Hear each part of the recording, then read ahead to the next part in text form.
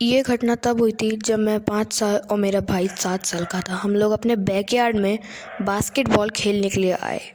मैं तो छोटा था, मैं खेल नहीं पाता था। मेरा भाई खेल रहा था क्योंकि वो बहुत अच्छे से खेल लेता था। हम लोग खेल रहे थे अच्छे से, बिल्कुल नॉर्मली सब चल रहा था। लेकिन फिर अचानक से हम लोगों ने एक भैया को देखा। वो तो हमारे कॉलोनी के ही थे, लेकिन जब हमने उनके पीछे की तरफ देखा तो 2 लोग हमें घूर रहे थे बड़ी बुरी तरह से। उनमें से एक पर्पल हुडी वाले ने एक स्माइल भी दी। हम लोग बहुत ही ज़्यादा घबरा गए और घर के अंदर चले गए जैसे सब लोग करते हैं। फिर हमने विंडो से झांका कि वो लोग अभी हैं या नहीं, तो हमने देखा कि वो दोनों अभी भी वहीं हैं। उनमें से एक ने हमारी फ़ैन से जंप मार ली है। हम दोनों बहुत ही ज़्यादा घबरा गए, अपनी मॉम को सब कुछ बता दिया। फिर हमारी मॉम आई, उन्होंने गेट खोला। वो दोनों सामने थे। मॉम ने कहा, यहाँ से भाग जाओ वरना मैं पुलिस को बुला लूँगी।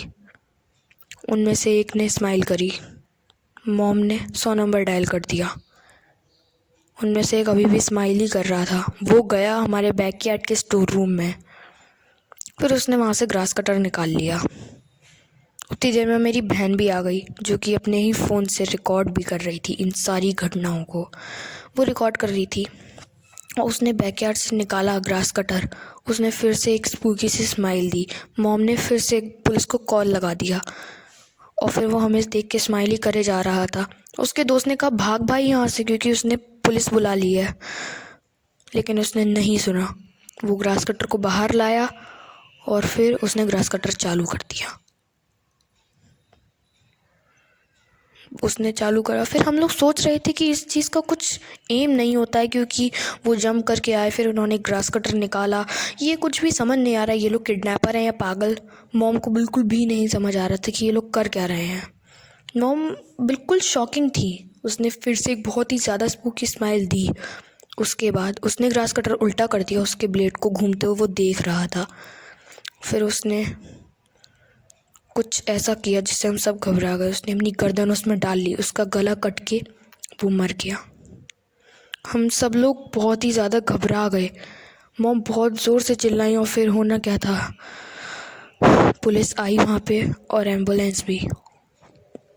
और हम दोनों अभी भी मॉम से चिपटे हुए थे।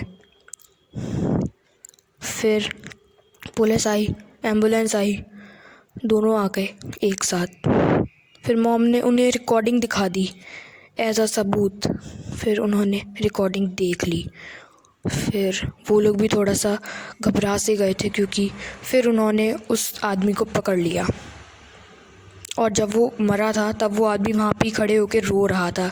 ऐसा लग रहा था कि शायद उसे भी कुछ नहीं पता था इस सब के बारे में।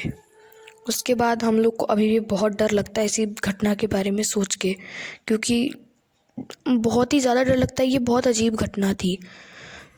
उस आदमी ने ग्रास कटर निकाला। सोचने वाली बात ये थी, ये ग्रास कटर हम फेंकने वाले थे, क्योंकि ये कभी चलता ही नहीं था। इसको आप कितनी भी बार कर लो, ये कभी भी नहीं चलता था। लेकिन उसके एक ही बार चलाने से वो चल गया। अब हमें रातों में बहुत ही ज़्यादा डर लगा करता है।